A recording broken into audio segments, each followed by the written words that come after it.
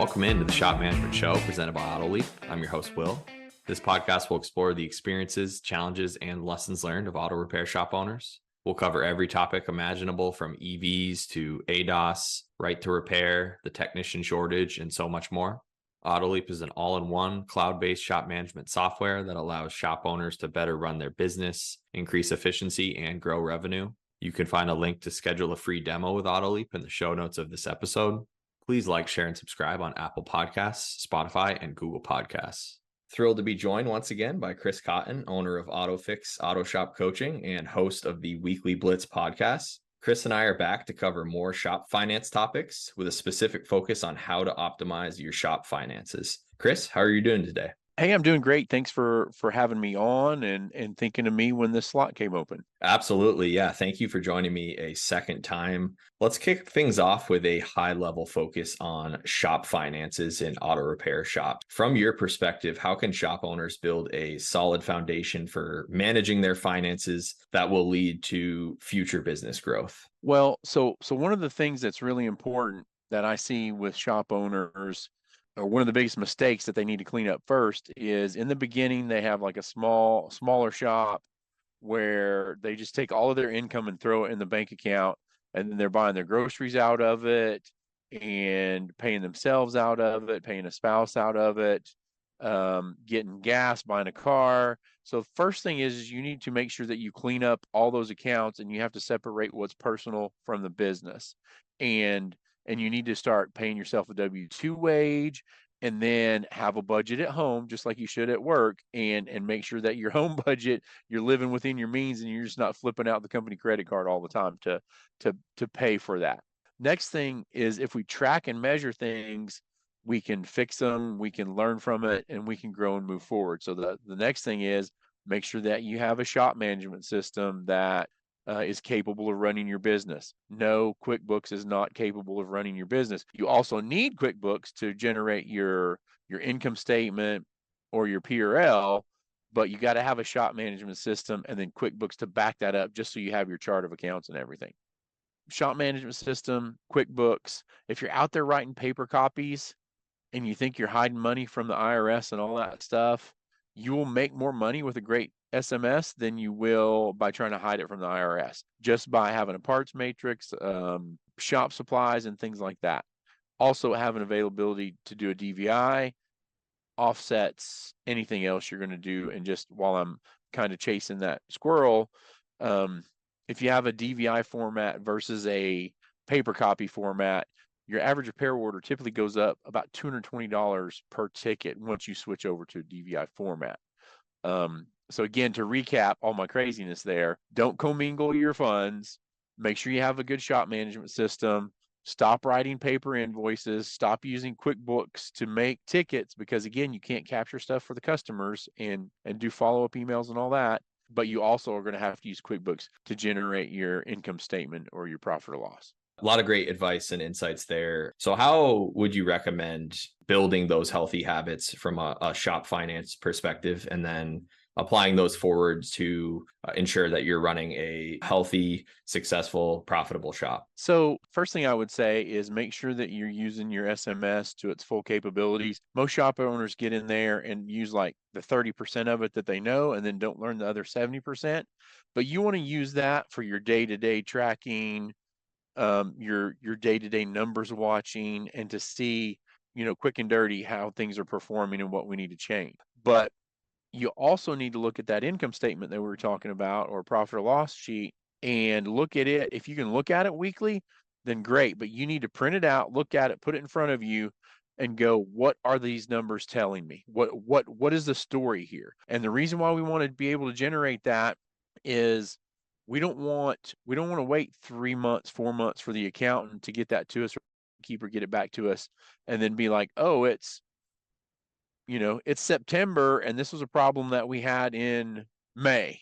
It's too late to fix that at that point, and by that time it might have gotten worse, it might have fixed itself, and then you're making changes after the fact, and so you're going to lag up and down.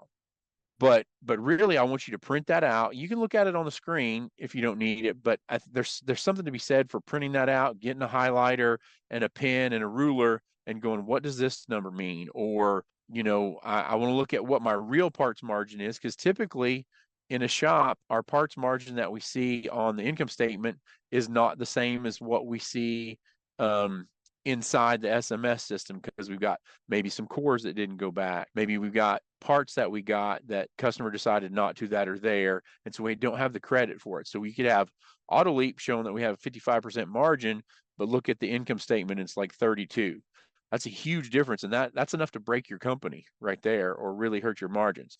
So if you have all that, then great. What if you don't know what to do with any of that? There's tons of resources online. You can also, there are other podcasts out there, the Hunt Demers podcast through the Aftermarket Radio Network. He just talks about the accounting side of the business. So if you want something that's super focused on that, you can listen to that. There are tons of places to go, classes, in person, online. I think we're going to have Amplify coming up in February of 2024. There'll probably be some management style classes for that. WorldPack has STX. There's all kinds of things out there where you can go and learn about that, or peer groups. If you're not in a peer group, get in a peer group.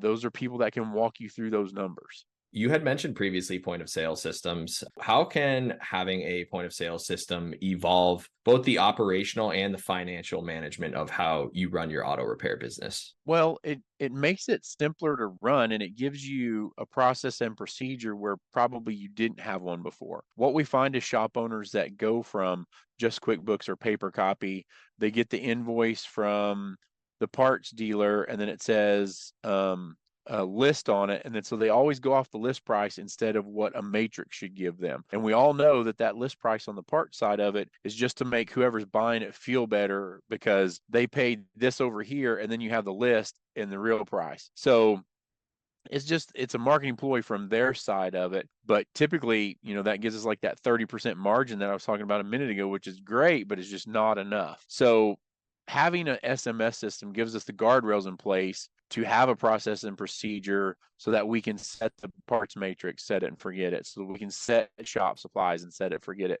And the interesting thing is, for shops that have a shop management system and they have those guardrails in place, if they bring somebody in that's completely outside of the industry, say somebody from the hotel industry, and say, hey, just let the computer do what it's supposed to do, and you take care of the customer, it'll be fine. That person, gross profit wise, will end up from anywhere between 8 to 15% more gross profit than somebody that's quote unquote worked in the industry for like 25 years, because those people know how to go back in and manipulate the system to make them feel better.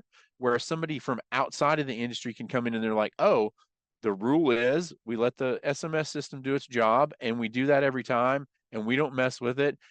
And it's fine. None of the customers complain about it. The person doing it doesn't feel bad about it.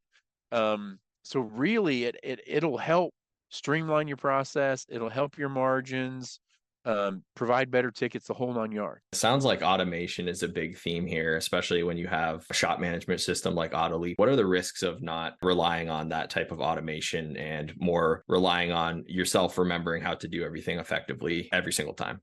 Well, the big gain, and something that I think is huge in our industry right now, or it's going to have more momentum. We worked for a lot of times, for several years, making the technicians more productive and efficient. And so there's some shops that are really doing great with that. But where's the next big productivity loss in the shop? It's at the service counter. If you have service advisors answering solicitation phone calls, or all these other things that distract them from taking care of the customer and writing a ticket. So if you automate that process, if you make it easier to do, then it eliminates the mistakes, but it also makes them more productive and more efficient. There's some really, really interesting stuff coming out there. I've got some shops that they don't even answer any inbound phone calls anymore. Everything, like if you call the shop, it goes to it gives you the statement, and then at the end it says, please text or email this for an appointment. And then when you do, It just goes straight to the person that schedules it. The person schedules it. You show up on your day, and then that staff is all about you and taking care of you in the car, but they're not spending time on the phone. Sometimes it takes 5 to 10 minutes to do a scheduling thing on the phone, but you can do it in 30 seconds with a text. So the more of that gets automated, the better it'll be for your service advisors and technicians, or excuse me, your service advisors and the people that manage the shop, and they can focus on customer service, building a relationship, building great estimates, just relaxing and taking time and looking at an estimate the second time. I don't know how many times I would write an estimate, I would sell it and go back and be like, man, I only had one rotor on there and I was supposed to have two, and things like that. And that's never a good situation to be in for you or the customer. So if you can save yourself 30 minutes a day per service advisor, that's amazing. Also, if we're talking about follow-up phone calls, another thing where we get tripped up, excuse me, to go backwards. Another thing where we get tripped up is everybody calling and asking, is my car ready? Is my car ready? Is my car ready? Well, if you use the process to send out a text, instead of doing like 10 and 2 phone calls, just do a 10 and 2 text blast. Go through all the customers and be like, hey, Will, we got your parts late, but the car's not going to be ready today. I apologize for anything. If you need us to schedule or something, please call the shop or let me know and I'll call you. And then if you head those phone calls off from happening, then you don't get those phone calls. So there's a lot of things you could do just to make yourself more productive and efficient at the front counter using a great SMS tool. We'll be back next week with part 2 of our conversation with Chris on strategies to optimize your shop finances.